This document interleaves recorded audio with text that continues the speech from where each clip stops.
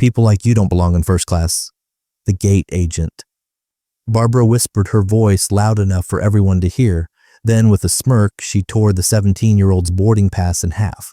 She watched the pieces flutter to the counter, satisfied that she had dealt with another person trying to scam their way into a space she was paid to protect. What Barbara didn't know was that the girl was Zora Washington, and the father who had bought her the ticket as a birthday gift was Marcus Washington, the celebrated founder and CEO of Meridian Airlines, one of the most powerful men in the entire aviation industry. As Zora stood there, humiliated but calm, she pulled out her phone. Barbara thought the girl was calling for a ride home. In reality, she was about to make a phone call to her father, who would in turn make a single call to the CEO of Barbara's airline. The gate agent thought she had won a small victory for standards. She had no idea she had just become the catalyst for a corporate reckoning that would begin before her flight even left the gate. The businessman behind her shifts uncomfortably. The elderly couple to her right exchange glances. No one speaks. No one intervenes. But Zora begins her voice smaller than she intends. Listen, honey. The gate agent Barbara, according to her name tag, leans forward. Pearl necklace, swinging voice dropping to a theatrical whisper that everyone can still hear. People like you don't belong in first class. Now step aside before I call security. People like you. 3 words that land like blows. 3 words that tell a story Zora knows all too well.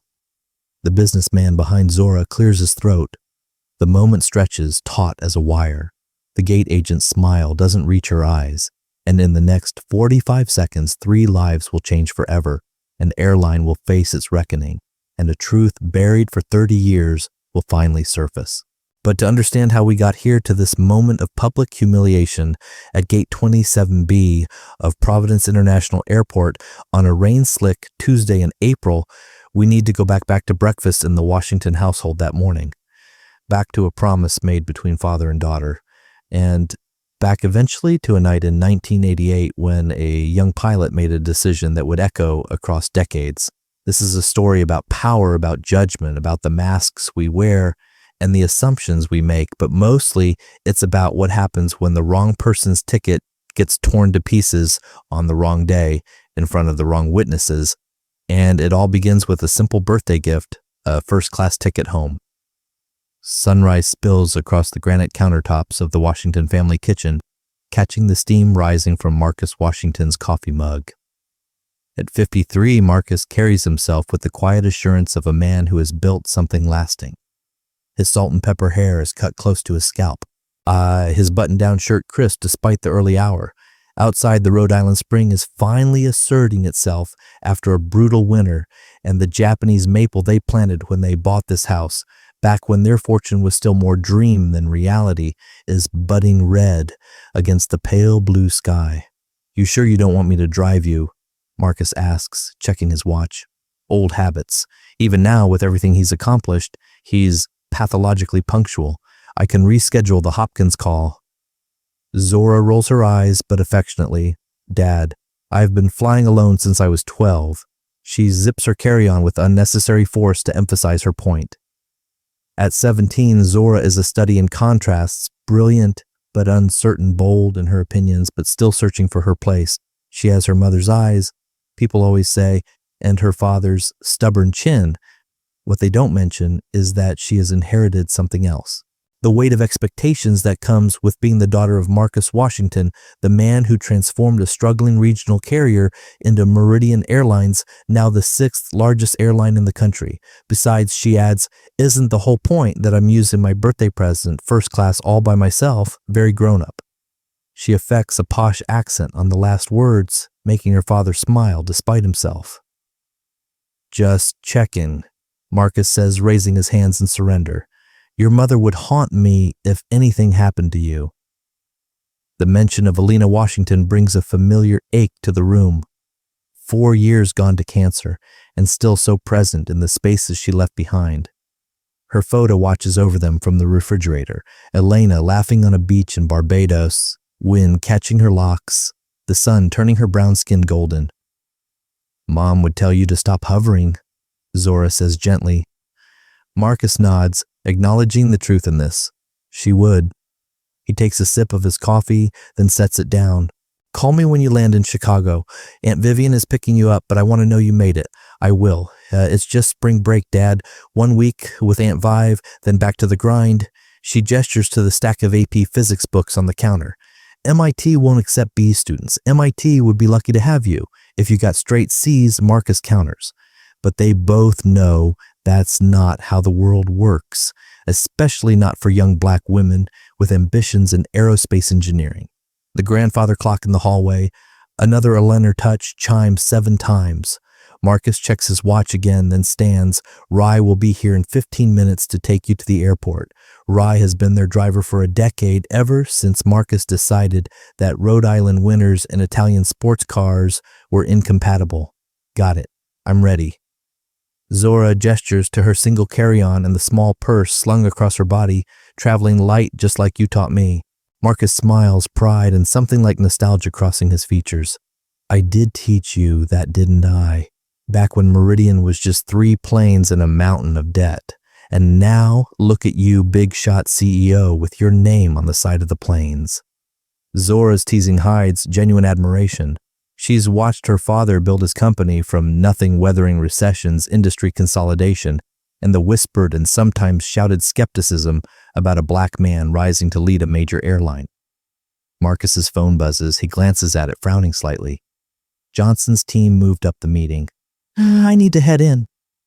Ross's to Zora, enveloping her in a hug that smells of his signature sandalwood cologne. Love you, kiddo. Be good for Aunt Vive. Always am, Zora says into his shoulder. She pulls back, suddenly serious. Dad, you know I'm proud of you, right? Like insanely proud. Something complicated passes across Marcus's face. Pleasure, pain, something else. I know, baby. I'm proud of you too. He kisses the top of her head like he did when she was small. Now go dazzle Chicago with that Washington charm. As he gathers his briefcase and coat, he pauses at the door. Oh, and Zora, if anyone gives you trouble about that first-class seat, you tell them to call me directly. Zora laughs. No one's going to give me trouble, Dad. It's 2025, not 1960. Marcus's expression turns thoughtful. Still, you'd be surprised how little some things change with that cryptic comment. He's gone, the door closing quietly behind him.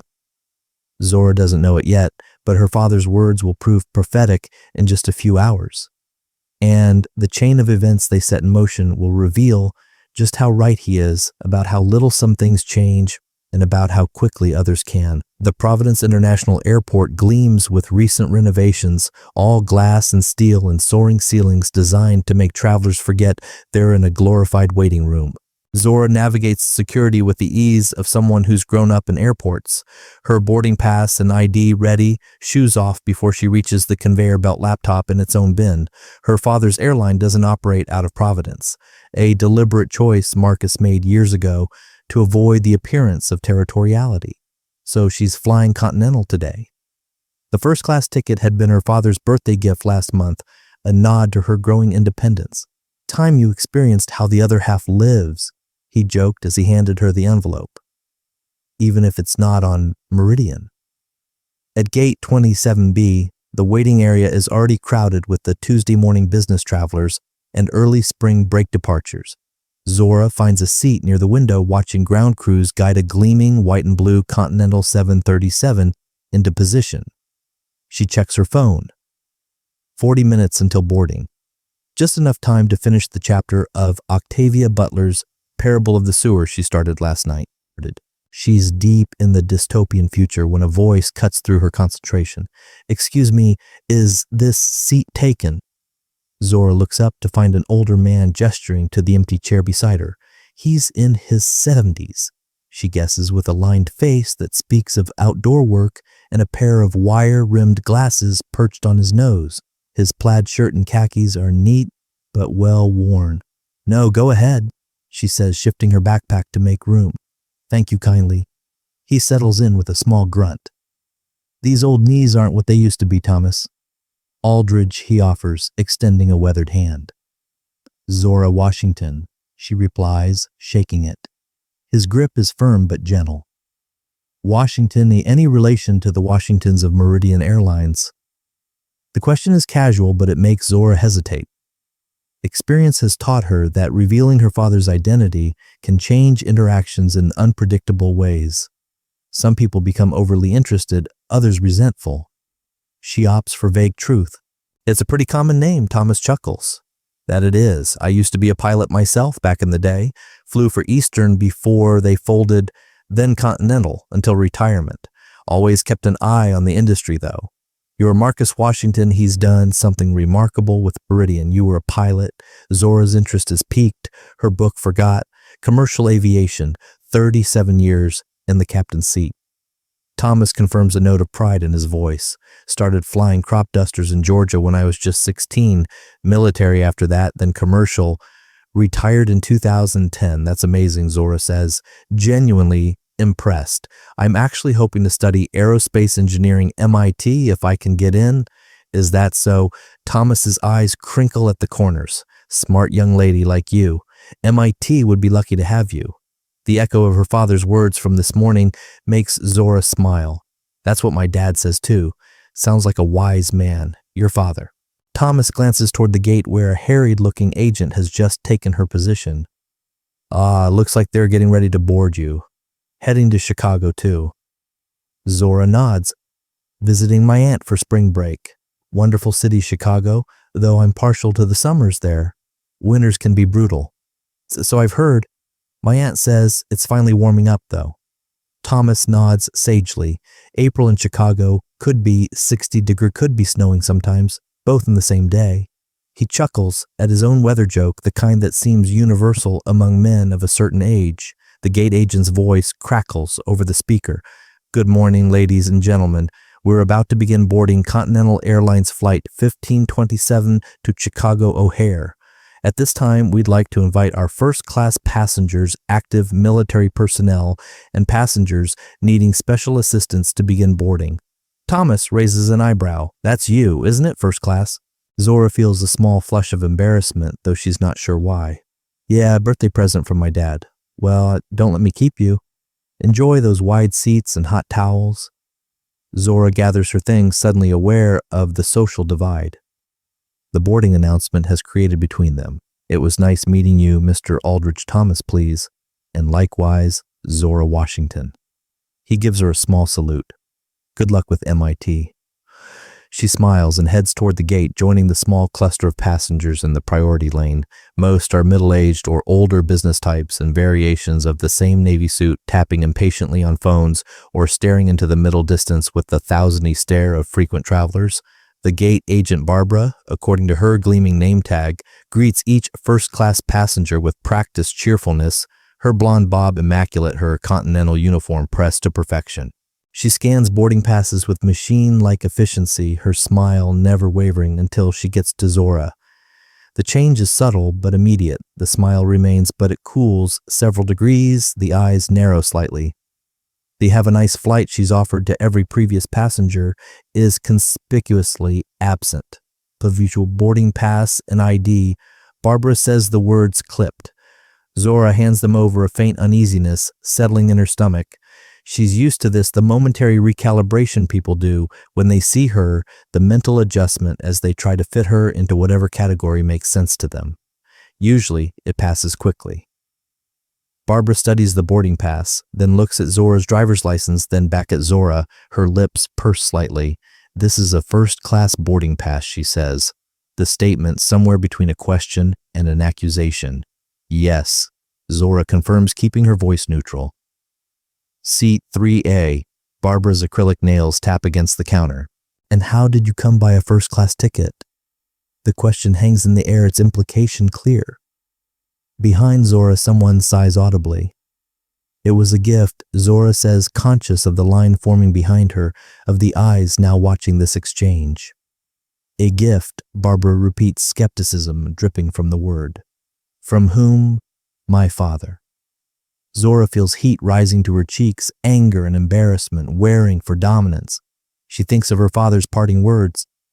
If anyone gives you trouble about that first-class seat, you tell them to call me directly. She hadn't believed him. Had thought he was being overprotective, dramatic even. Now she knows better. I see. Barbara's tone suggests she sees something entirely different than what Zora has stated. She examines the boarding pass again, holding it up to the light as if checking for a watermark. This doesn't look right to me. Excuse me. Zora's voice rises slightly. The ticket, it doesn't scan properly. Barbara runs it under the scanner again, though the machine had beeped confirmation the first time. I think there's been some mistake. There's no mistake, Zora says firmly, channeling her father's boardroom confidence. That's my boarding pass for seat 3A first class. It was purchased legitimately. A muscle twitches in Barbara's jaw. Listen, honey, she says, leaning forward, voice lowered but still perfectly audible to those nearby. People like you don't belong in first class. Now step aside before I call security. The words land like a physical blow. People like you. The naked prejudice in the statement leaves Zora momentarily speechless. And then, with deliberate slowness, Barbara takes the boarding pass between her manicured fingers and tears it in half, then quarters. The sound of ripping paper seems unnaturally loud in the sudden hush that has fallen over the gate area. This ticket is invalid, Barbara announces, voice rising to its normal volume. Next passenger, please. The torn pieces of Zora's boarding pass flutter to the counter. Time seems to slow as Zora watches them fall white confetti against the dark surface. Someone gasps. Someone else mutters something unintelligible but clearly disapproving. But Zora begins, her voice smaller than she intends. Barbara's smile is tight, triumphant. If you'd like to purchase an economy ticket for a later flight, you can do so at the ticketing counter. Otherwise, please step aside. The businessman behind Zora clears his throat. Excuse me, he says, addressing Barbara. I saw her boarding pass. It was legitimate. Barbara's smile doesn't waver. Sir, I assure you there was a problem with the ticket. Now may I see your boarding pass? The man hesitates, clearly torn between making a scene and making his flight. Flight wins. He hands over his boarding pass with a last apologetic glance at Zora. Zora stands frozen, humiliation burning through her. The logical part of her brain is already formulating next steps. Call her father, report the incident, get rebooked. But another part, the part that is still 17 and far from home, and suddenly painfully aware of her aloneness, wants to cry. She does neither. Instead, she takes a deep breath and reaches for her phone. Who are you calling? Barbara asks, suspicion evident. My father, Zora says simply. Marcus Washington, the CEO of Meridian Airlines. For the first time, uncertainty flickers across Barbara's face. Meridian. This is a continental flight. I'm aware, Zora says, finding her voice again, but I think you'll be very interested to hear how Continental treats its first-class passengers, especially when they're 17-year-old girls traveling alone. She dials, maintaining eye contact with Barbara. The phone rings once, twice. Barbara's confidence visibly wavers. Please step aside, she says, gesturing to the man behind Zora. You're holding up the line. Zora doesn't move. The phone rings a third time, then connects. Dad, she says, voice steady, despite the storm inside her. There's a situation at the airport. 10 minutes. That's how long it takes for Marcus Washington to make 3 phone calls that set in motion a chain of events that will transform Continental Airlines by nightfall. The first call is to Continental CEO James Parker, a golf buddy and occasional business rival. The second is to his own executive team at Meridian, initiating a protocol developed for just such incidents, what Marcus grimly calls travel while black. The third is to Ray, the family driver, instructing him to turn around and come back to the airport. Then Marcus Washington does something he hasn't done in years. He leaves a board meeting mid-presentation, ignoring the startled faces of his executive team, and drives himself to Providence International Airport. Meanwhile, at Gate 27B, a different kind of storm is brewing. Ms. Washington, please accept our sincerest apologies. The Continental Gate supervisor, a middle-aged man named Michael, who materialized within minutes of Zora's call to her father, is practically wringing his hands.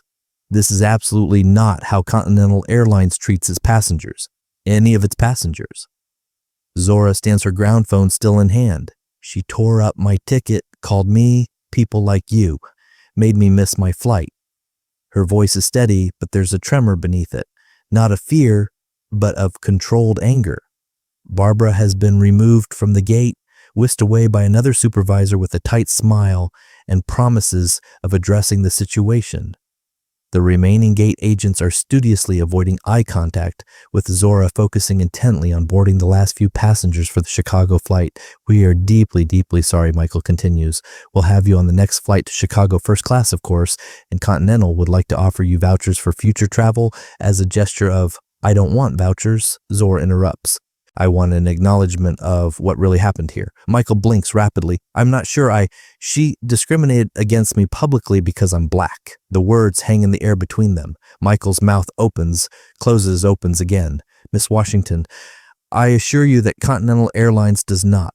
"Save it," Zora says, holding up a hand. She's found her footing now, anger clarifying her thoughts. "I don't need corporate platitudes. What I need is for you to admit what happened and make sure it doesn't happen to anyone else." Thomas Aldridge, who has been watching from nearby, approaches slowly. "Excuse me?" he says, addressing Michael. "I witnessed the entire incident. The young lady is correct. The gate agent's behavior was discriminatory and wholly unprofessional." Michael looks between them, trapped. "Sir, I appreciate your Thomas Aldridge," the older man supplies. "Captain retired. I flew for Continental for 23 years. Recognition flashes in Michael's eyes. "Captain Aldridge." "Yes, of course," he straightens slightly. "I'll make note of your statement." "You do that," Thomas says mildly, "and while you're at it, you might want to prepare for the media fallout." 3 passengers were filming the incident on their phones. He nods toward a group of travelers hovering nearby, phones indeed in hand. Michael pales visibly. "If you'll both excuse me for a moment," he says, then hurries toward the ticketing desk, already reaching for his radio. Thomas turns to Zora. "You handled that admirably." She exhales slowly. "Thank you, and thank you for speaking up. Least I could do. Been flying since the '68, and I've seen plenty of this kind of thing. Never gets easier to witness." He shakes his head. "Your father really, Marcus Washington of Meridian Zora," nods. "He is." A low whistle escapes Thomas. "Well, I'd say Continental's about to have a very bad day." He offers a small smile. "For what it's worth, I'm sorry this happened to you, Ms. Washington." Michael has returned looking even more agitated. "Your father's on his way. He's asked that you wait for him in our first-class lounge. He holds out a temporary access card. I'll escort you personally." Zora glances at Thomas. "Will you be okay? Your flight? Don't you worry about me. Got a later connection." He gives her another small salute. "Go on now, and remember MIT would be lucky to have you." The words, so similar to her father's from this morning, bring unexpected tears to Zora's eyes. She blinks them back quickly. "Thank you, Thomas." As Michael leads her toward the lounge, Zora feels her phone vibrate with incoming texts and social media notifications. The videos are already circulating. By the time her father arrives, Continental discrimination is trending, and the airline stock has dropped 3 points. And Barbara, the gate agent, with the perfect blonde bob and impeccable uniform, has no idea that her split-second decision to tear up a black teenager's first-class ticket is about to connect her to a 30-year-old secret that will change everything for her, for Zora, and for the man now striding through the terminal with thunder in his eyes and the power to ground planes with a single phone call. The Continental First-Class Lounge is an exercise in muted luxury. All beige leather, brushed steel, and strategically placed orchids. It's designed to whisper wealth, rather than shout it to cocoon its elite travelers in a bubble of calm efficiency far from the chaos of the main terminal. Today, however, the calm is decidedly absent, completely unacceptable. Marcus Washington's voice carries across the otherwise hushed space, causing heads to turn, despite the lounge's privacy-focused design. He stands at the center of a small cluster of increasingly nervous Continental executives who have been summoned to handle the situation. At 6'2", Marcus is physically imposing, but it's the coiled tension in his stance and the precision of his words that command attention. Mr. Washington begins a woman in a charcoal suit, Continental's regional director of operations, according to the hasty introduction moments earlier. "I want to personally assure you that what happened to your daughter in no way reflects Continental's values or policies. Your gate agent tore up my daughter's ticket and told her, and I quote, 'People like you don't belong in first class.'" Marcus's voice is controlled but vibrating with fury. Exactly which part of Continental's values does that not reflect? The executives exchange glances. Zora, seated in a leather chair nearby, watches the scene with a mixture of emotions. Part of her is deeply satisfied to see her father in full corporate warrior mode defending her. Another part feels strangely removed, as if watching a play where she is both protagonist and audience. We have suspended the employee in question pending a full investigation, offers a balding man, the station manager. And of course, we'll be providing full compensation from Ms. Washington's ticket and any inconvenience. Inconvenience, Marcus cuts in. Is that what we're calling public humiliation and discrimination now? And the inconvenience, the station manager blanches. Sir, I didn't mean where is she, Marcus demands the gate agent. She's been removed from duty, and I want to speak with her now. The executives exchange another round of glances. A silent conversation passing between them.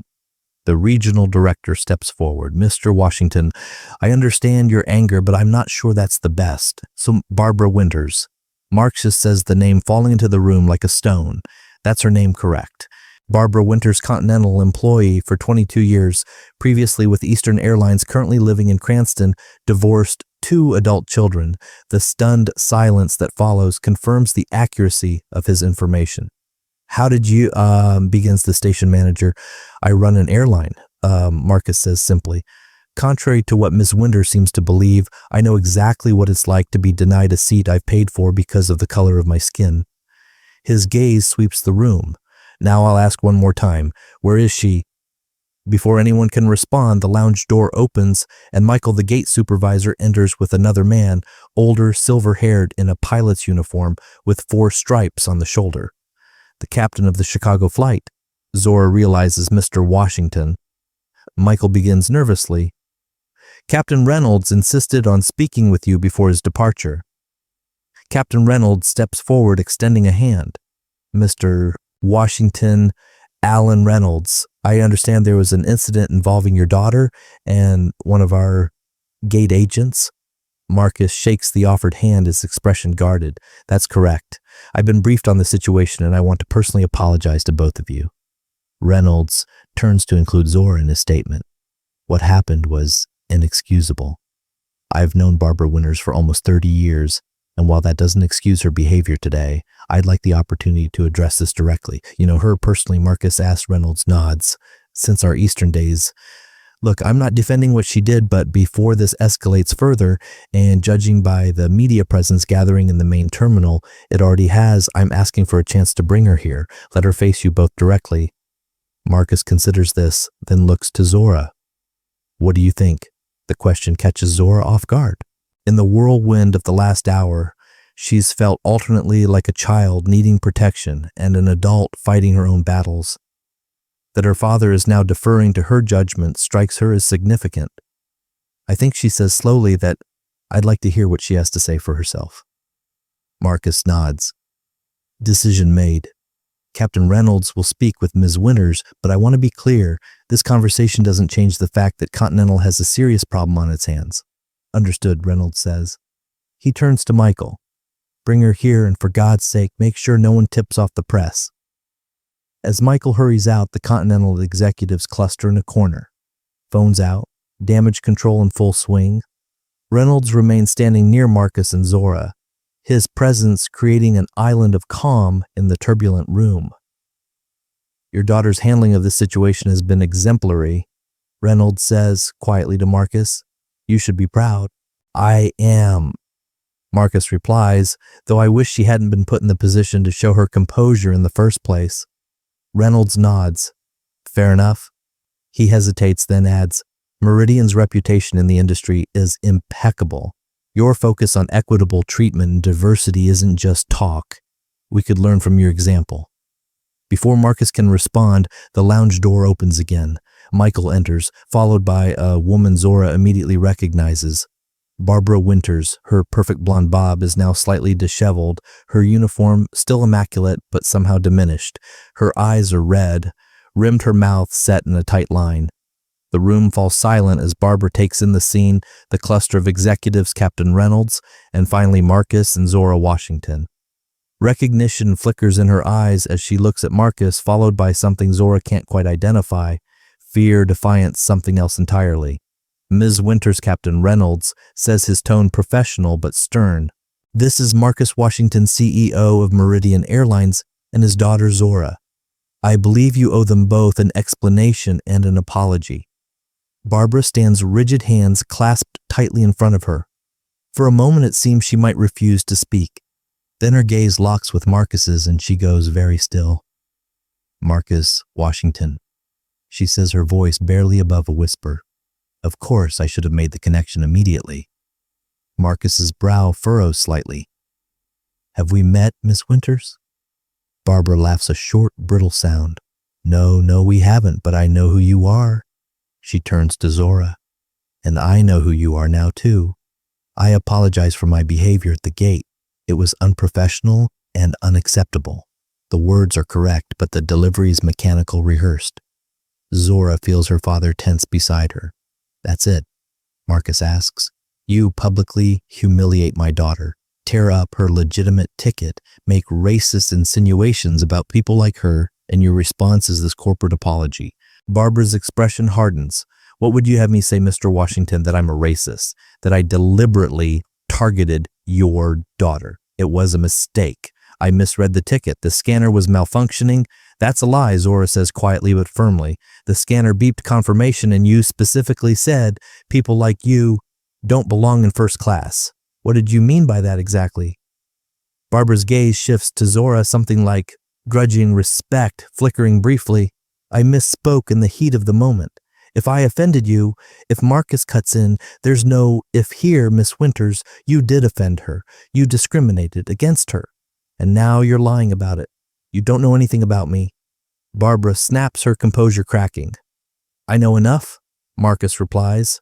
I know you've worked for Continental for 22 years. Before that, Eastern Airlines for 8 years. I know you started as a flight attendant, moved to gate operations in 1995. I know you've received 4 commendations for exemplary service and 2 disciplinary notices, both interestingly involving conflicts with minority passengers. Barbara pales. How did you... As I told your colleagues, I run an airline. Information is my business. Marcus steps closer to her. What I don't know, Miss Winters, is why you looked at my 17-year-old daughter and decided she didn't deserve the seat she had legitimately purchased. I don't know why you felt entitled to humiliate her publicly, and I don't know why you're standing here now offering insincere apologies instead of honest reflection. Something shifts in Barbara's expression, a hardening, a decision made. You want honest? Fine. I saw a teenager in ripped jeans and sneakers with a first-class ticket. It didn't add up. In my experience, people try to scam upgrades all the time. I made an assumption. I was wrong. End of story. That's not the end, Zora interjects. You specifically mentioned people like me. What people would that be exactly? Barbara's mouth closes. For the first time, she seems genuinely at a loss. Captain Reynolds steps forward. Barbara, for God's sake, be honest. If not with them, then with yourself. Something in his tone causes Barbara to look at him sharply. A silent communication passes between them. Decades of history compressed into a single glance. Alan, she says, a warning in her voice. It's time, Barb. He replies quietly. Past time. Barbara's shoulders slump slightly. She looks at Marcus, then at Zora, then back to Marcus again. Mr. Washington, she begins. Her voice altered, less defensive now. What happened today was inexcusable. My behavior was discriminatory, unprofessional, and harmful. I acted on biases that I have no right to harbor, let alone express. Your daughter deserved better. Continental's passengers deserve better. I am deeply, genuinely sorry. The shift is so dramatic that Zora finds herself momentarily speechless. Even Marcus seems taken aback by the sudden sincerity. Thank you for that honesty, he says after a moment. It's a start, but it doesn't erase what happened, nor does it address the larger issues at play here. I understand, Barbara says. She hesitates, then adds, there's something else you should know, something that doesn't excuse my actions today, but might help explain them. She glances at Captain Reynolds, who nods encouragingly. I knew who you were, she admits. Not immediately, but as soon as your daughter mentioned Meridian. I followed your career since you started the airline. I knew exactly who Marcus Washington was. And that knowledge made you tear up my daughter's ticket. Marcus asks, incredulous. Barbara shakes her head. No, it made me panic afterward because she takes a deep breath. Because of what happened in Charlotte in 1988? The words seem to hang in the air. Marcus goes very still. What are you talking about? He asks, his voice suddenly careful. Barbara looks to Captain Reynolds again, who steps forward. Mr. Washington Reynolds says, gravely, in 1988, you were removed from a first-class seat on an Eastern Airlines flight from Charlotte to Boston. The official reason given was overbooking. The real reason was that a white passenger complained about sitting next to you. A heavy silence falls over the lounge. Zora looks at her father, whose face has gone completely expressionless. A mask she recognizes from business negotiations when he's been blindsided, but doesn't want to show it. How do you know about that? Marcus asks finally. Because I was the co-pilot, Reynolds says, and Barbara was the flight attendant who was ordered to ask you to move. Zora gasps softly. Her father had never told her this story. Barbara nods, her expression pained. The gate agent told us a passenger had complained about their seatmate and that we needed to move you. The captain, Jim Lawson, told me to handle it. Said to offer you a voucher, make up a story about overbooking. I did it. I moved a qualified passenger from his rightful seat because of his race. Her voice catches. And I've carried that shame for 37 years. So today, Marcus says slowly, when my daughter presented her first-class ticket, it wasn't a calculated act of racism, Barbara says. It was worse. It was instinctive, ingrained. When I saw her young black in casual clothes, something in me reverted to that day in Charlotte, to the unspoken rules I'd been taught my entire career. Who belongs where? Who gets the benefit of the doubt? Who gets scrutinized? She looks directly at Zora. I didn't tear up your ticket because you're black. I tore it up because seeing you triggered my own unexamined guilt about what I did to your father all those years ago. About what I've done to other passengers since the confession lands in the room like a thunderclap. The Continental executives have gone deathly quiet, phones forgotten in their hands. Marcus is the first to break the silence. Ms. Winters, are you saying that what happened to me in 1988 wasn't an isolated incident, that it was policy? Barbara hesitates, glancing at the executives. Tell him the truth. Barb, Reynolds urges all of it. She straightens her shoulders. It wasn't written policy, but yes, it happened regularly, not just at Eastern. At most airlines, there were codes, ways to identify passengers who might make others uncomfortable. It was understood that first class was to be protected, kept exclusive, and this practice continued at Continental. Marcus asks, his voice dangerously quiet, not officially, not for years, but the people didn't change. The culture didn't change. Not really. She looks around the room at her colleagues. We just got better at disguising it. More subtle random security checks, sudden equipment changes that necessitated receding mysterious computer glitches with certain passengers' upgrades. The regional director steps forward. Ms. Winters, that's enough. You don't speak for Continental Airlines. No, Barbara agrees. I don't. But I've worked here for 22 years, and I know what I've seen, what I've done. She turns back to Marcus and Zora. What I did today wasn't an aberration. It was the culmination of decades of unchallenged bias, and I'm deeply, profoundly sorry. Marcus studies her for a long moment. Ms. Winters, he says finally, 37 years ago, you participated in an act of discrimination against me. Today, you committed one against my daughter. The symmetry would be poetic if it weren't so damn tragic. He turns to the Continental executives. This isn't just about one gate agent or one incident. This is systemic, and it stops now. His voice takes on the unmistakable tone of a CEO accustomed to being obeyed. I want a full audit of Continental's customer service practices, training procedures, and complaint records. I want independent oversight and transparent reporting, and I want Barbara Winters to keep her job. This last statement draws gasps from several people in the room, including Barbara herself. Sir, the regional director asks, clearly confused. Ms. Winters has done something none of you have been willing to do. Tell the truth. Marcus looks at Barbara. You've admitted to discrimination both today and in the past. That's the first step toward change. I want you to be part of the solution. to help Continental identify and address these issues from the inside. Barbara stares at him, visibly stunned. Why would you do that after what I did? Because firing you solves nothing. Marcus says simply, it just makes everyone feel better without addressing the real problem. And because 37 years ago, when you moved me from my seat, I made myself a promise. If I ever had the power to change things, I would. He turns to Zora. What do you think? It's your call. Once again, Zora is struck by her father's deference to her judgment. She looks at Barbara. Winters really looks at her.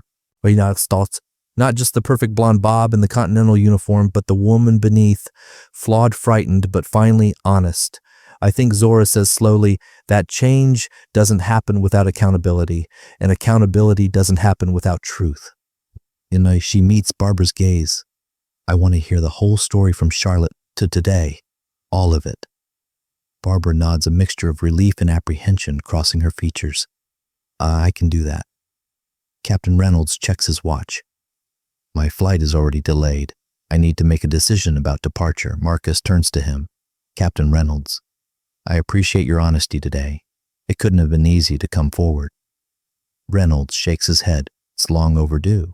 And for what it's worth, I resigned my position after that Charlotte flight. Couldn't stomach being part of a system like that. Came back to flying years later, but only after things had started to change. He looks at Barbara. Some of us made different choices. Barbara flinches slightly but doesn't argue. The lounge door opens again, and Michael enters looking even more harried than before. Sir, he says, addressing no one in particular, the media situation is escalating. We have reporters asking for statements, and the videos from the gate have gone viral. Continental discrimination is trending nationally. The regional director sighs heavily. We need to issue a statement immediately. Marcus raises an eyebrow. Before you've even heard the full story, before you understand what really happened, Mr. Washington, the director begins, we appreciate your perspective, but Continental has protocols for situations like this. Like what Marcus interrupts. Like when one of your gate agents publicly discriminates against a black teenager and it gets caught on video, is that a common enough occurrence to have a protocol? The director has the grace to look embarrassed. That's not what I meant. I know exactly what you meant, Marcus says. And that's the problem. He turns to Zora. What do you want to do now, Zora? We can leave, let Continental handle this their way, or we can stay here. Miss Winters out and perhaps help shape a more meaningful response. Zora considers the options. Part of her wants to walk away to catch the next flight to Chicago and salvage what's left of her spring break. But another part, the part that has watched her father build an airline based on principles of equity and respect, knows this moment matters. I want to stay, she decides. I want to hear the whole story, and then I want to help make sure it never happens again to anyone. Marcus nods, pride evident in his expression. Then that's what we'll do. He addresses the room at large. I suggest we move this conversation somewhere more private, and I suggest Continental's leadership prepare for some uncomfortable truths. As the group begins to disperse, Barbara approaches Zora tentatively. I know you have no reason to believe this, she says quietly, but I am truly sorry for what I did, not just because I got caught, but because it was wrong. Zora looks at her, trying to reconcile the woman before her with the one who tore up her ticket less than 2 hours ago. I believe you're sorry, she says finally. What I don't know yet is whether that's enough. It's not forgiveness, not exactly, but it's an opening a possibility. And as Zora follows her father and the Continental executives toward a conference room, she realizes that sometimes possibility is all you need to begin changing the world, or at least one airline at a time. The conference room on the executive level of Providence International Airport is designed for efficiency rather than comfort. All straight lines and functional furniture. A large screen dominates one wall, currently displaying Continental's falling stock price in real time. Around the polished table sit the key players in what has become, in the span of 3 hours, a full-blown corporate crisis. James Parker, Continental CEO, has arrived via helicopter from New York, his typically composed demeanor showing cracks of genuine concern. Beside him sits Marcus Washington, no longer visibly angry, but radiating a focused intensity that commands the room's attention. Zora occupies the chair to her father's right, her posture straight, her expression thoughtful. Barbara Winter sits across from them, Captain Reynolds at her side. The regional director and station manager have been joined by Continental's chief diversity officer, hastily flown in from headquarters, and the airline's general counsel, a sharp-eyed woman in her 50s who hasn't stopped taking notes since the meeting began. So let me make sure I understand correctly, Parker says, his voice carefully controlled. In 1988, while working as a flight attendant for Eastern, you were instructed to remove Marcus Washington from a first-class seat because another passenger objected to sitting next to a black man. Barbara nods. That's correct. The official reason given was overbooking, but that was a fabrication. The flight wasn't overbooked, and Captain Reynolds was the co-pilot on this flight. Yes, Reynolds confirms Captain Lawson gave the order. I objected, but I didn't stop it. That's on me. Parker turns to Marcus. And you were that passenger? I was. Marcus confirms, 23 years old, first time flying first-class business school interview in Boston. Zora glances at her father, seeing him anew. She's known him her whole life as powerful, successful, respected. It's almost impossible to imagine him vulnerable, being humiliated as she was today. What happened after you were removed from your seat? Parker asks. Marcus's expression remains neutral, but his voice takes on a subtle edge. I was escorted to a seat in economy, offered a voucher for future travel that I declined when I asked for the reason. I was told the flight was over, booked, and that I had been selected for reseating based on check-in time, which was a lie. Barbara interjects. Yes, Marcus agrees. It was a lie. I knew it then. The first-class cabin was full when we took off. Every seat occupied by a white passenger. The message was clear. Parker winces visibly. Mr. Washington. I cannot express how deeply disturbing this is to hear. That kind of discriminatory practice is absolutely common, Marcus supplies. At least it was then, and according to Ms. Winter's variations of it, continued well into the Continental era. All eyes turn to Barbara, who straightens in her seat. It became less overt over time, she explains. But yes, there were unspoken practices, ways to manage the passenger experience that disproportionately impacted minority travelers, especially in premium cabins. The diversity officer leans forward. Miss Winters, are you suggesting that Continental has systematically discriminated against passengers of color?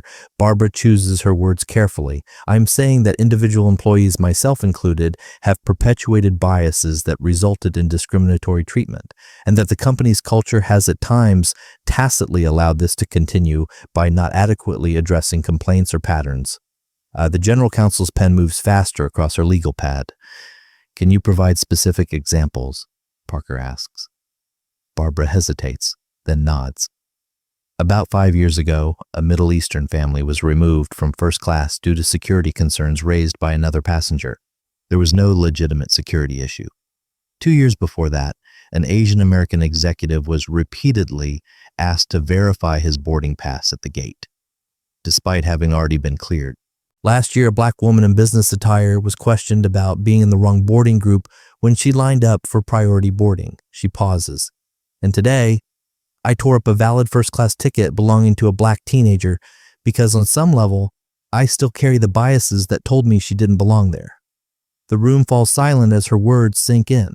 These are serious allegations, the general counsel says finally, and potentially indicative of broader issues that would require comprehensive review. They're not allegations. Zora speaks up, her voice clear and steady. They're admissions. Ms. Winters isn't making claims about Continental. She's telling you what she herself has done and witnessed. All eyes turn to her. Parker nods slowly. You're right, Ms. Washington, and we need to address this head-on. He turns to Marcus. What would you do if you were in my position? The question seems to surprise Marcus. He considers it for a moment. I'd recognize that this isn't about one incident or one employee. It's about culture, systems, and accountability. He leans forward. When I started Meridian, I made a commitment that we would build inclusivity into our DNA, not as a marketing slogan, but as operational practice. We track data on passenger complaints by demographic. We anonymize upgrade and standby lists to eliminate bias. We conduct regular blind audits of customer service interactions. And most importantly, we create an environment where employees can speak up without fear when they witness discrimination. Parker nods thoughtfully. All practices we should consider implementing. He turns to Barbara. Ms. Winters, Mr. Washington has suggested that you keep your position and help Continental address these issues from within. After hearing your admissions today, I'm inclined to agree, though there would need to be appropriate consequences and conditions. Barbara looks stunned. I don't know what to say. Say you'll do better, Zora suggests, simply. Say you'll help make sure what happened to me and to my father doesn't happen to anyone else. Barbara meets her gaze. I will. I promise. Parker turns to the diversity officer. I want a full audit of our customer service practices, training protocols, and complaint resolution procedures. Priority 1. He looks at the general counsel, and I want a transparent public response to today's incident. No corporate doublespeak, no minimizing what happened. The station manager clears his throat. Sir, the media presence downstairs has grown considerably. Several national networks have picked up the story. Parker nods grimly. Of course they have. He turns to Marcus and Zora. I'd like to offer a joint statement, Continental and Meridian, addressing both today's incident and the broader issues it has brought to light. A commitment to specific actions, not just apologies. Marcus considers this. That would be unprecedented. So is this situation, Parker counters, two competing airlines united in addressing industry-wide issues of bias and discrimination.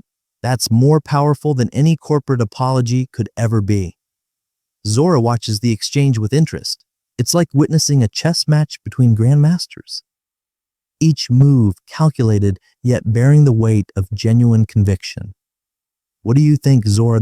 Marcus asks once again, deferring to her judgment in a way that makes her sit up straighter. I think, she says slowly, that what matters isn't what we say today, but what changes tomorrow. She looks at Parker. If Continental is serious about addressing these issues, really addressing them, then yes, a joint statement makes sense, but it has to be backed by action. Parker nods. Agreed.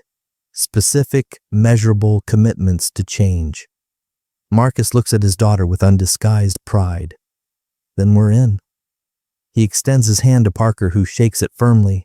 As the executives begin drafting the statement, Barbara approaches Zora again. May I speak with you privately for a moment? She asks hesitantly. Zora glances at her father, who nods slightly, then follows Barbara to a quiet corner of the room. I want to give you something, Barbara says, reaching into her pocket. She pulls out a small weathered business card and hands it to Zora.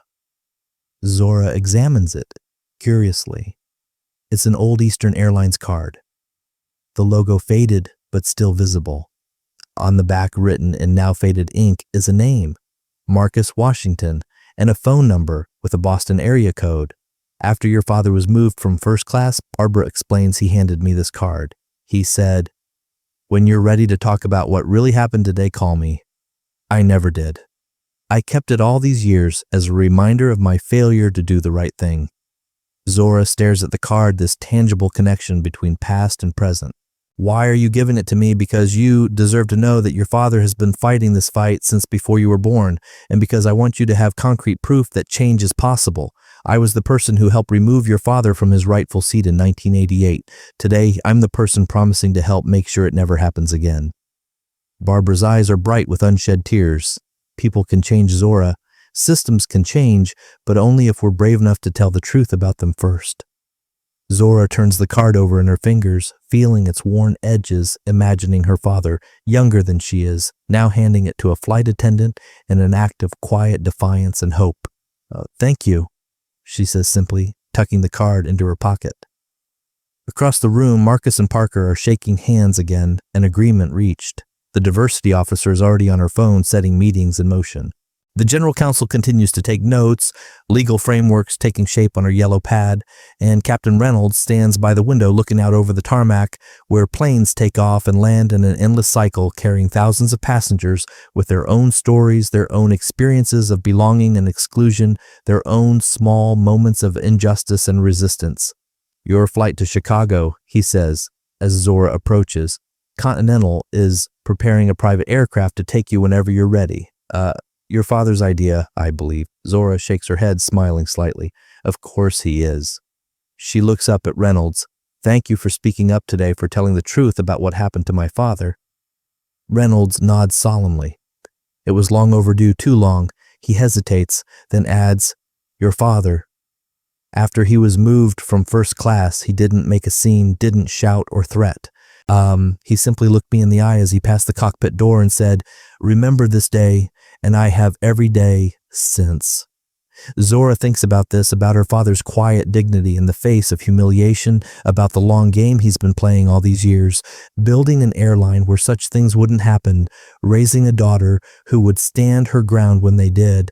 Captain Reynolds, she says, "What made you come forward today?"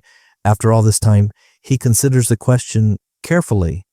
"When I heard what had happened at the gate, I knew immediately it was a repeat of history. And I thought about what your father said to me all those years ago. Remember this day, I realized I had two choices: remember in silence or remember by acting. This time, I chose to act." From across the room, Marcus calls out, "Zora, they're ready for us to make a statement." Zora nods to Reynolds and rejoins her father. As they walk toward the door toward the press conference that awaits them, Marcus places a hand on her shoulder. "You handled all of this remarkably well," he says. "I couldn't be prouder. I had a good teacher," she replies. Then, holding up the old Eastern Airlines card Barbara gave her, she adds, "Apparently, you've been preparing for this day for a very long time." Marcus looks at the card recognition and something like wonder crossing his features. She kept it all these years. As a reminder, she said. Marcus shakes his head slightly. "I never thought she would." He pockets the card carefully. "You know, the day that happened in Charlotte, I almost gave up. Almost decided that the world wasn't going to change. That people like us would always be seen as not belonging in certain spaces." "What stopped you?" Zora asks. "I realized that the only way things would change is if people like us claimed those spaces anyway. If we built new ones when the old ones wouldn't let us in." He smiles at her. "That's why I started Meridian. And that's why, when you were born, I promised myself you would never have to fight the same battles I did." "But I did, today," Zora points out. Marcus nods, his expression sobering. "Yes, and I'm sorry for that. But look what happened because you did." He gestures to the room they're leaving, to Barbara and Reynolds, to Parker and his team, to the framework of change being built in their wake. Sometimes the battles we hoped would be over still need fighting. The difference is we don't fight them alone anymore. As they step into the hallway toward the cameras and microphones and the story that is already spreading across social media, Zora thinks about belonging, about who gets to decide who belongs where, about her father. 23 and alone, handing a business card to a flight attendant in an act of faith that someday someone would be ready to talk about what really happened. Today, finally they are. And as Zora Washington steps before the cameras, her father at her side, she knows that this is only the beginning of a much longer conversation, one that spans generations, one that changes the world one torn ticket, one honest admission, one brave stand at a time. The lights of Chicago twinkle below as the Continental corporate jet begins its descent into O'Hare. Zora gazes out the window, still processing the whirlwind of events that transformed what should have been a routine spring break trip into national news. The press conference had been surprisingly straightforward. James Parker, standing shoulder to shoulder with Marcus Washington, had admitted to the discriminatory incident without corporate obfuscation. He'd outlined concrete steps Continental would take to address bias in customer service, including a comprehensive audit of practices, enhanced training programs, and the creation of an independent oversight committee with Barbara Winters serving as a key advisor. For his part, Marcus had spoken about the industry's historical challenges with discrimination and Meridian's commitment to partnering with Continental on new best practices. He'd been measured professional, but there had been an undeniable power in his words and his presence beside the CEO of a competing airline. Zora had been asked to speak as well. Looking out at the sea of cameras and reporters, she'd found her voice and spoken simply about her experience, about the importance of accountability, and about her hope that what happened to her would lead to meaningful change. Social media had exploded. Continental discrimination had been joined by Zora Washington and Airlines for Equality. The story had gone from viral incident to movement in a matter of hours. Ms. Washington, the flight attendant's voice, breaks into her thoughts. "We'll be landing in about 15 minutes. Can I get you anything before we begin our descent?" "No, thank you," Zora replies. I'm fine. And she is surprisingly. Despite the emotional roller coaster of the day, she feels a strange sense of calm, of purpose. Something has shifted in her understanding of herself, of her father, of the world they navigate together. Her phone buzzes with a text from Aunt Vivian, just arrived at the airport. Can't wait to see you, superstar. Your father called and told me everything. So proud of you. Zora smiles, typing back a quick response. Then another text comes through, this one from her father. Safe landing. Remember what I said. Love you. What he'd said just before she boarded this hastily arranged private flight was this. Today, you stood your ground in a way I couldn't when I was your age. You're changing the world, Zora. Keep going. The plane touches down smoothly on the O'Hare runway.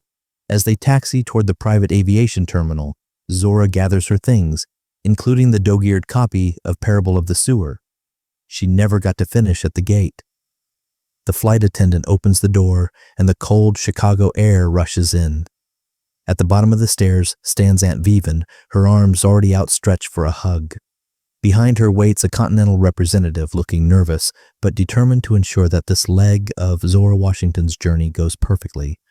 As Zora descends the stairs, she thinks about tomorrow's headlines about Barbara Winters beginning her new role, about Captain Reynolds returning to the skies with one less burden on his conscience. She thinks about her father, who turned a moment of humiliation into a lifetime of purpose.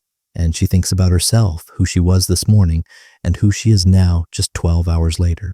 The old Eastern Airlines business card seats in her pocket, a tangible link between past and present. People like you, 3 words that changed everything twice. Once for a young man in Charlotte in 1988, and again for his daughter in Providence in 2025. Aunt Vivian envelops her in a fierce hug. My God, you've had a day. She whispers, you okay, baby? Zora hugs her back, feeling the familiar comfort of family, of belonging without question. Yeah, she says, I really am. Over her aunt's shoulder, Zora sees the Continental representative shift nervously from foot to foot. M. Washington, he begins. On behalf of Continental Airlines, I want to personally. It's okay, Zora interrupts gently. Today's been a day of enough apologies. What matters now is what happens next. The man nods, visibly relieved. Yes, ma'am. Your luggage has been retrieved from the original flight and is already in your aunt's car, and Mr. Parker wanted me to give you this. He hands her an envelope. Inside is a handwritten note from Continental CEO. Ms. Washington, thank you for your grace and strength today. Because of you, our airline will be better tomorrow. Please accept this open ticket, first class anywhere. Continental flies with our guarantee that you and every passenger will always be treated with the respect you deserve. Zora tucks the note away, oddly touched by the gesture. Not because she needs another first-class ticket, but because of what it represents. Acknowledgement, accountability, a commitment to change. Ready to go home. Superstar Aunt Vivian asks, linking her arm through Zora's home. The word resonates differently now.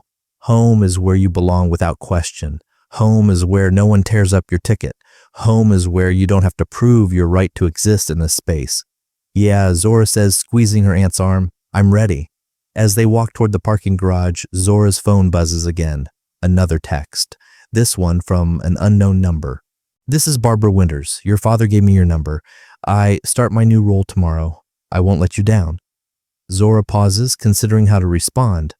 Finally, she types. It's not about me. It's about making sure no one else has to go through what my father and I did. Good luck tomorrow. She hits send, then slips her phone back into her pocket next to the old business card with its faded ink and the promise it represented all those years ago.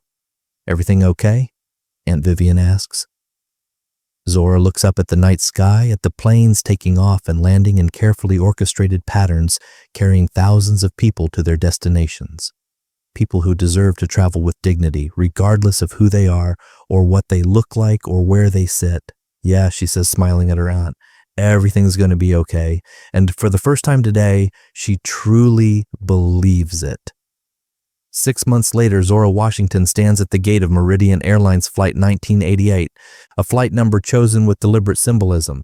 Preparing to board for Boston, she is no longer traveling for spring break, but for her freshman orientation at MIT, where she's been accepted into the aerospace engineering program. The gate area at Providence International Airport looks much the same as it did that fateful day in April, but much has changed. A framed customer bill of rights is prominently displayed, part of the industry-wide standards that emerged from the Continental incident. Gate agents wear small pins with the word respect engraved on them, a Continental initiative that quickly spread to other airlines. And Barbara Winters, no longer in a Continental uniform, but in the professional attire of her new role as Airline Industry Inclusion Advisor, stands beside Marcus Washington reviewing the latest diversity training materials they've developed together. The quarterly numbers are promising, Barbara is saying, showing Marcus a tablet screen with colorful graphs. Customer complaints related to discriminatory treatment are down 40% industry-wide. Continentals are down 63%. Marcus nods approvingly. And the anonymous audits. Even better, gate agents and flight attendants are scoring 90% on equitable treatment metrics, up from 72% 6 months ago.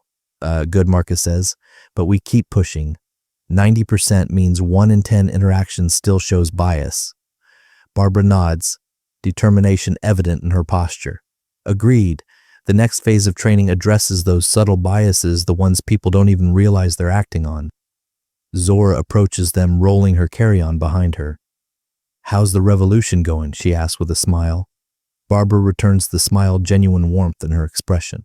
"Your father won't let us rest until we hit 100%. And even then," Marcus adds, "we'll find something else to improve." Zora shakes her head affectionately. "Of course you will." She turns to Barbara. "How's Captain Reynolds doing with the pilot training program?" "Thriving," Barbara replies. "His first-hand account of the 1988 incident has become a cornerstone of the curriculum. No one falls asleep during that part of the training, I can tell you that. The loudspeaker announces the beginning of boarding for Flight 1988 to Boston. First class and priority passengers may now board." Marcus checks his watch. Right on time, he turns to Zora. "Ready for this new chapter?" She nods, a mixture of excitement and nervousness on her face. "As ready as I'll ever be." "MIT won't know what hit them," he says proudly. The Washington family legacy continues, Barbara adds. From airline seats to designing the planes themselves. Zora rolls her eyes good-naturedly. "Let me get through orientation first before you have me redesigning jet engines." Marcus laughs, then becomes serious. "I wish your mother could see this. She'd be so proud of you, Zora. She'd be proud of both of us." Zora replies softly. "Of what we've built together." The gate agent calls for first-class boarding again. Zora hugs her father tightly. "I'll call you when I land." "You better," he says into her hair. "Love you, kiddo." "Love you too, Dad." Zora turns to Barbara, extending her hand. After a moment's hesitation, Barbara pulls her into a brief hug instead. "Safe travels, Zora." "And congratulations again on MIT." "Thank you," Zora says, "for everything." As she turns to board, she hears her father's voice one last time. "Remember, if anyone gives you trouble about that first-class seat," Zora looks back over her shoulder, grinning, "I'll tell them to call you directly." She hands her boarding pass to the gate agent, a young man, who scans it with a smile and a respectful, "Have a great flight, Miss Washington," and walks down the jetway, her head held. 6 months ago, in this same airport, a gate agent tore up Zora Washington's first-class ticket and told her that people like her didn't belong. Today, she boards another flight, another first-class cabin, but in a world that has begun slowly but surely to change. As she settles into her seat by the window, Zora reaches into her pocket and touches the old Eastern Airlines business card she still carries everywhere, a reminder of where they've been and how far they've come, a promise kept, a circle completed. Outside, the afternoon sun glints off the Meridian Airlines logo on the tail of a passing plane. Zora watches a taxi toward the runway, imagining all the passengers inside, each with their own stories, their own journeys, their own rightful places in the world. The flight attendant approaches. "Welcome aboard. Mrs. Washington, can I get you something to drink before takeoff? Water would be great." "Thank you," Zora replies. As the attendant moves on, Zora turns back to the window. Below on the tarmac, her father and Barbara still stand at the terminal window watching. Marcus raises his hand in a final farewell. Zora waves back, then settles into her seat as the cabin door closes. The captain's voice comes over the intercom.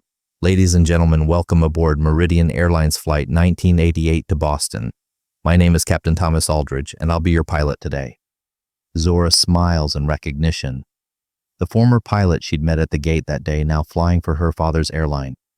Another circle completed. We've got clear skies ahead. Captain Aldridge continues, and a flight time of approximately 56 minutes.